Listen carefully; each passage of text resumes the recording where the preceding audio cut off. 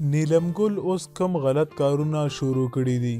که غواړئ چې تاسو هم خبر شئ نو دا ویډیو سره تر اخره پورې وګورئ او که زموږ چینل مو تر اوسه پورې نه وي سبسکرایب کړی زموږ چینل هم سبسکرایب کړئ. دوستانو ځینې خلک داسې وي چې هغوی څومره مشهوریږي نو دومره د دغې نه غلطه فایده اخلي. نیلم ګل چې اول یې خاوند سره د جنگ ډرامه جوړه کړه اوس داسې کارونه کوي چې ټول پښتانه ورته حیران دي. دوستانو اوس نیلم ګل ډانسونه هم کوي او ورسره نور غلط کارونه هم کوي او په پیسو باندې خلکو سره په هوټلو کې شپې هم کوي. دا خبره د هغې بنې په یو ویډیو کې کړې ده چې د هغې نامه فاطمه ګل ده او هغه د مراد څلورمه ښځه ده. هغې ویل چې اول یې ځان وشرمولو او دومره غلط کارونه یې شروع کړل او بیا یې زما په خاوند باندې کیسونه شروع کړل.